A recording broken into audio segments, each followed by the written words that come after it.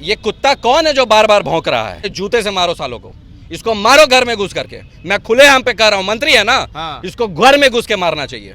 अगर ज्यादा बोलेगा तो अगला बार घर में फिर तेरे इसी के यहाँ घुसेंगे हम लोग। चैलेंज मीडिया पर कह दीजिए, दिखा दीजिए, इनको जो करना है कर लें। पूरा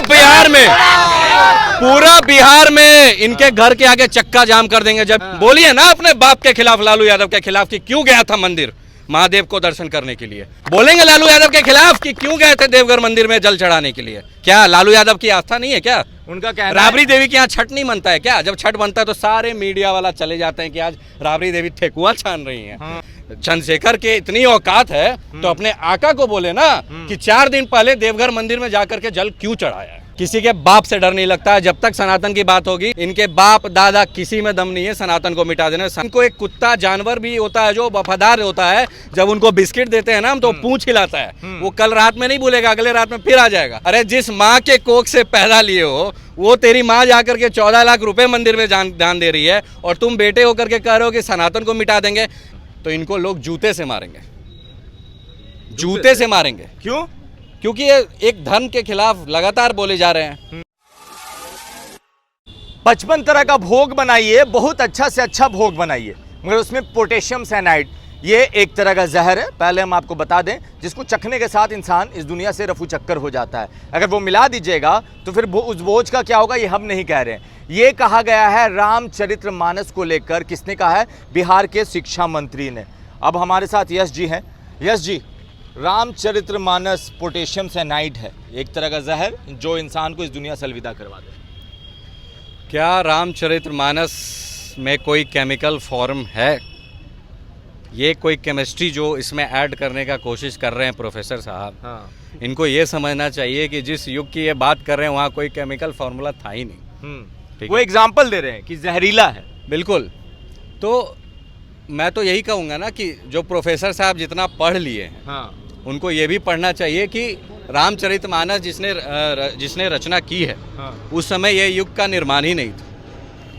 और ऐसे न तो प्रोफेसर होते थे, ना ऐसा कोई केमिकल फार्मूला होता था, ना कोई ऐसा लिविंग बीइंग होता था जो इस तरह की चीज़ों को बोले। तो हम तो ये कहेंगे कि चंद्रशेखर जी जो हैं, वो अपनी बुढ़ापा के कारण उनका मानसिक संतुलन पूरी तरह से बिगड़ गया है। और जब ये वोट लेने जाएंगे तो इनको लोग जूते से मारेंगे, जूते से मारेंगे। क्यों? क्योंकि ये एक धर्म के खिलाफ लगातार बोले जा रहे हैं। और ऐसा लगता है कि इस देश में किसी सनातन के खिलाफ अगर कुछ बयान दिया जाए तो एक थोड़ा सा पब्लिसिटी कमाने का एक जरिया है। ये कूड़ा कचरा भी कह चुके रामचरितमानस को। ये खुद कूड़ा कचरा है। इनसे बड़ा कूड़ा कचरा कौन होगा? इनके आका इनके बयान देने के 4 दिन पहले देवघर में जाकर के भोले बाबा को जल चढ़ा रहे हैं। ये बोलेंगे लालू यादव के खिलाफ? तेजस्वी यादव आए बाहर से, एयरपोर्ट पे कहा है कि ये अपने काम पे ध्यान देते नहीं है, दिन भर बड़बड़ करते हैं। बोलेंगे तेजस्वी यादव के खिलाफ? अनुकंपा पे मंत्री बने हुए हैं और बकवास किए जा रहे हैं तब से। बोलिए, बोलेंगे लालू यादव के खिलाफ कि क्यों गए थे देवघर मंदिर में जल चढ़ाने के लिए। क्या लालू यादव की आस्था नहीं है क्या? उनका कहना राबड़ी देवी के यहाँ छठ नहीं बनता है क्या? जब छठ बनता है तो सारे मीडिया वाला चले जाते हैं कि आज राबड़ी देवी ठेकुआ छान रही हैं। आज सारी बट रहा है, कल सूप बट रहा है। बोलिए ना अपने बाप के खिलाफ, लालू यादव के खिलाफ, कि क्यों गया था मंदिर महादेव को दर्शन करने के लिए। चंद्रशेखर के इतनी औकात है तो अपने आका को बोले ना कि 4 दिन पहले देवघर मंदिर में जाकर के जल क्यों चढ़ाया है। वो कह रहे हैं कि बहुत सारा चीज सही है, मगर कुछ चीजें हैं जिसको... ये कौन होते हैं? ये कुत्ता कौन है जो बार बार भौंक रहा है? कभी रामचरितमानस पर, कभी सनातन के खिलाफ, कभी कह रहे हैं कि जहर है, पोटेशियम है, वगैरह वगैरह। ये ज्यादा केमिस्ट्री पढ़ लिए हैं। केमिकल फार्मूला सेट करना है तो जाइए पटना यूनिवर्सिटी में, देखिए ना कि कितने लोगों को एडमिशन हो रहा है, कितना सीट घटा दिया गया है, कितने केमिस्ट्री के प्रोफेसर को सैलरी नहीं मिल रही है। ये सब उठाइए ना आवाज। कहते थे कि 10 लाख नौकरी देंगे सरकार आएगी तो। इनका कभी बयान आया है कि 10 लाख नौकरी के लिए इन्होंने क्या कंस्ट्रक्टिव चीजें अपने गवर्नमेंट को दिया है? ऐसे ही बैक टू बैक उदयनिधि का बयान था कि कोविड, कोरोना और डेंगू की तरह है सनातन धर्म, मिटा देना चाहिए। देखिए, सनातन उदयनिधि स्टालिन की माँ का क्या नाम है? दुर्गा निधि स्टालिन। दुर्गा निधि स्टालिन ने भी 4 हफ्ते पहले 14 लाख का गोल्ड क्राउन दान कर दिया मंदिर में जाकर। इनके बेटे बोल रहे हैं कि सनातन को मिटा देना चाहिए। अरे जिस माँ के कोख से पैदा लिए हो वो तेरी माँ जाकर के 14 लाख रुपए मंदिर में दान दे रही है और तुम बेटे होकर के कह रहे हो कि सनातन को मिटा देंगे। इनके बाप दादा किसी में दम नहीं है सनातन को मिटा देने। सनातन सशक्त सत्य है, हर जगह है, पेड़ पौधे से लेकर के मिट्टी से लेकर के गंगा जल तक हम लोग पूजा करते हैं। ये सनातन की शक्ति है। मगर ये क्या शिक्षा मंत्री चंद्रशेखर को ऐसा क्या है कि हर एक महीने पे कुछ ना कुछ ऐसा सनातन? इनसे एक आईएएस संभल रहा है, के पाठक संभल रहा है। इनसे इतनी औकात है जिनसे अपना आईएएस मिनिस्ट्री के अंदर नहीं संभल रहा है। वो सनातन को तो दूर की बात, ये खुद मिट जाएंगे, कुछ दिन में मर जाएंगे। ये कह रहे हैं कि कुछ सुधार करने की जरूरत है, जिस चीज में सुधार होनी चाहिए। ये कौन होते हैं? ये अरिस्टोटल हैं क्या कि इनका कोई कॉन्सेप्ट चलेगा, किताब बनेगी, या फिर कोई ये बहुत बड़े प्रोफेसर हो, इनका ज्ञान हो, या फिर रामचरितमानस की रचयिता के बाद ये भी प्रकट हुए हो जो इनकी बातों को लिखने के लिए कहा गया, ये नहीं लिखा गया। ये कौन है चंद्रशेखर? मैं इनको एक कुत्ता जानवर भी होता है जो वफादार होता है, जब उनको बिस्किट देते हैं ना हम तो पूंछ हिलाता है। वो कल रात में नहीं भूलेगा, अगले रात में फिर आ जाएगा। लेकिन ये चंद्रशेखर रावण उससे भी बदतर है। चंद्रशेखर जी, चंद्रशेखर दोनों वही है, कोई यूपी में कोई बिहार में। अच्छा, आप कह रहे हैं कि अब ये लोग जाएंगे तो जूता से स्वागत होगा, तो इन लोगों को डर नहीं है? एक हिंदू कार्यकर्ता अगर ये कोई राष्ट्रवादी विचारधारा का हो, सिर्फ राष्ट्रवादी विचारधारा, ये जिस दिन वोट मारने जाए जूते से मारो सालों को, इसको मारो घर में घुस करके। मैं खुले हम पे कह रहा हूँ, मंत्री है ना, इसको घर में घुस के मारना चाहिए। अगर ज्यादा बोलेगा तो अगला बार घर में फिर तेरे इसी के यहाँ घुसेंगे हम लोग। चैलेंज मीडिया पर कह दीजिए, दिखा दीजिए, इनको जो करना है कर लें। पूरा बिहार में इनके घर के आगे चक्का जाम कर देंगे। जब ये पहली बार रामचरितमानस पर बयान दिए थे ना, यही राजवंशी हनुमान मंदिर के आगे पूजा करने आए थे। दुम दबा के भागा था ये इंसान, ये चंद्रशेखर मिनिस्टर। आप कह रहे हैं कि भाई मारो इनको, इनके घर में घुस जाएंगे। बिल्कुल घुस जाएंगे। सनातन के खिलाफ के लिए तो हम लोग छाती पर बांध खाने के लिए भी तैयार है। ये चंद्रशेखर तो बुड्ढा ऐसे ही अनुकंपा पे बना हुआ मंत्री है जो अपने आका के खिलाफ नहीं बोल सकता। वो सनातन के खिलाफ डर नहीं लगता आप लोगों को? किसी के बाप से डर नहीं लगता। जब तक सनातन की बात होगी, अगर मर मिटने को भी बात होगी, और चंद्रशेखर रावण को भी हम कह देते हैं कि ये पहले सोच लें कि अग्नि में जलेंगे या कब्र में जाएंगे। अगर कब्र में जाना है तो कब्र का कफन हम लोग पहले खरीद करके गिफ्ट में रूप में देंगे इनको। ये चीज बिल्कुल धमका रहे हैं। इनको जो करना है कर ले। ये सनातन के खिलाफ बोलेंगे, हम लोग क्यों चुप रहे हैं? हम लोग क्यों चुप रहे हैं? कौन सी ऐसी यूनिटी है? यहाँ पे सारे मजहब के लोग खाते हैं। एक मुसलमान भाई है, वो भी खाता है 4 साल से। कब पूछा इनसे कोई जात? कोई नहीं पूछा। हम लोग खिलाते हैं। क्या ये सनातन की शक्ति नहीं है? क्या ये सनातन का परिचय नहीं है? वो श्लोक पढ़ के कहते हैं कि भाई ताड़न के अधिकारी क्यों शूद्र हो, क्यों नारी हो। गलत है, गलत है। ये गलत श्लोक नहीं है। ये उनकी मानसिकता गलत है। इनका पूरा श्लोक जब पूरी तरह से जब ये बवंडर मचा, ढेर सारे महंत ने इनका विवादन किया कि शूद्र का मतलब वो शूद्र जात से नहीं है, ये कर्मों से है। ठीक है, और कर्मों से। और जाति विभाजन कब से आया? ब्रिटिश एम्पायर से। ब्रिटिशर ने इस चीज को बांटा। हम लोग कर्म के हिसाब से जाति को बनाए थे, लेकिन आज के लोगों ने समझा कि जाति का मतलब ये चीज है। तो रामचरितमानस को जाति सूचक चीजों में नहीं डाला जा सकता है। उस समय तो कोई जानता भी नहीं था कि मुगल का भी शासन था। अगर रामचरितमानस लिखा जा रहा था तो उस समय तो इस तरह की बात ही नहीं थी। आज राजद के एक नेता कह रहे हैं कि भाई सब काल्पनिक है, उस टाइम तुलसीदास ने लिख दिया। जो पैदा हुए हैं वो भी काल्पनिक ही हैं। मुझे लगता है गलती से पैदा हो गए, गलती से श्वास ले रहे हैं। आंख भी काल्पनिक होगा, कान भी काल्पनिक होगा, पैर हाथ भी भगवान ने उनको काल्पनिक दिए होंगे, इसलिए वो इस तरह की बात कर रहे हैं। सिंपल सी बात है। शिक्षा मंत्री हैं, कुछ तो ज्ञान होगा, तभी तो शिक्षा के मंत्री। शिक्षा मंत्री कितने? एक सेकंड, अगर ज्ञान है और वो ताड़न के अर्थ नहीं समझ पा रहे हैं, वो मेरा एक श्लोक के जवाब देते हैं। एक कौन सा? कनक कनकते सौ गुनी मादकता अधिकाय, एक खाए बौड़ाए जग एक पाए बौड़ाए।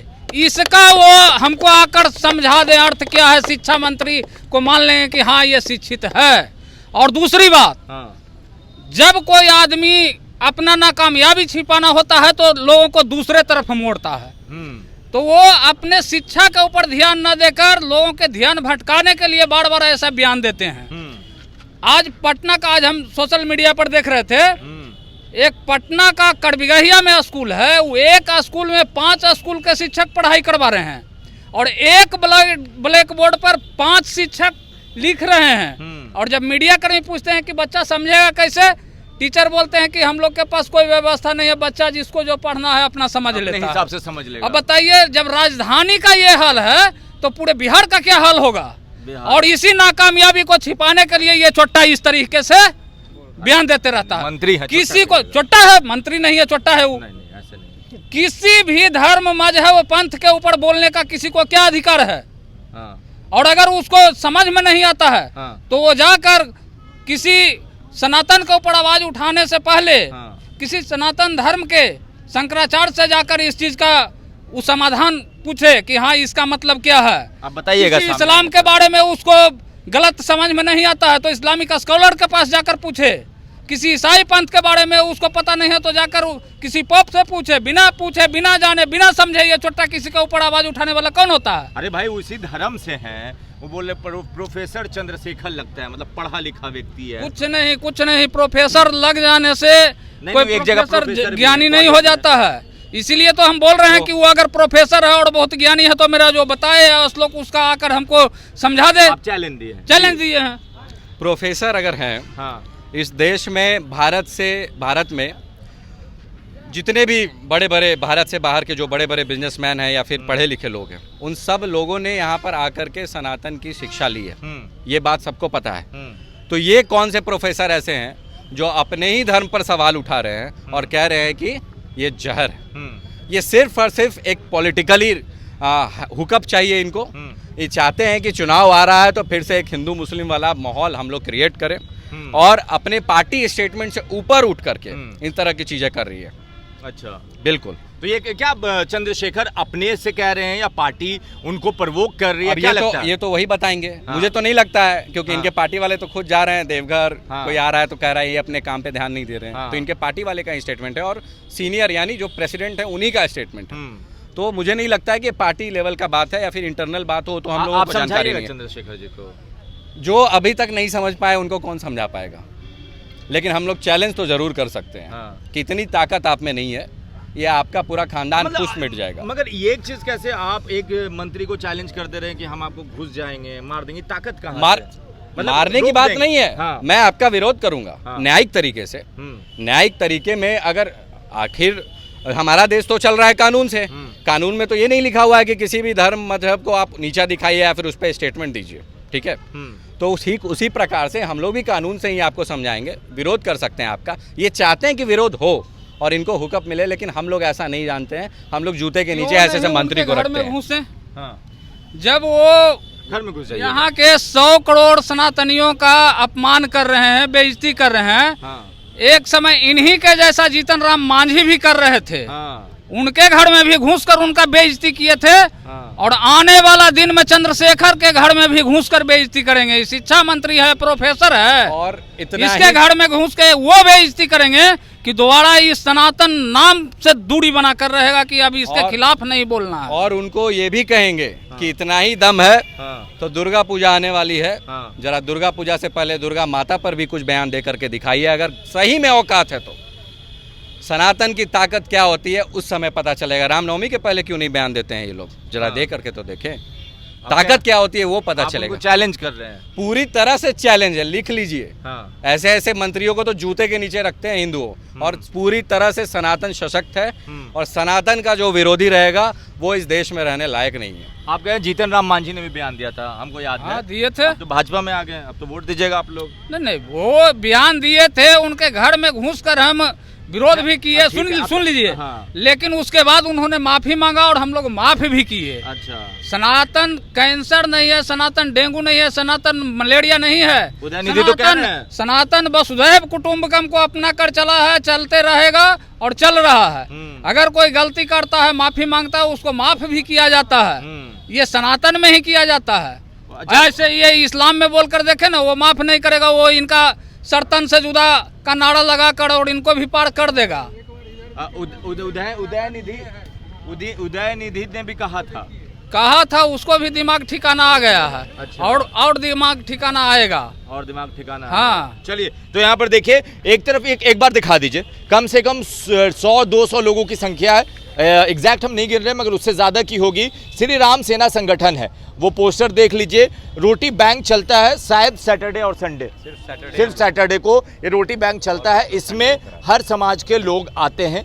जो गरीब हैं, जिनको खाना यहाँ पर अवेलेबल होता है। इनका कहना है कि सनातन ये है, मगर जो रामचरितमानस को लेकर हमारे शिक्षा मंत्री कह रहे हैं वो सनातन का कुछ और शब्द बता रहे हैं, उदयनिधि कुछ और बता रहे हैं। मगर ये लोग एक सेवा करते हैं जिसमें हर सैटरडे को यहाँ पर आकर ये लोग भोज खिलाते हैं। बाकी आप अपनी राय नीचे कमेंट बॉक्स में लिख दीजिए। धन्यवाद।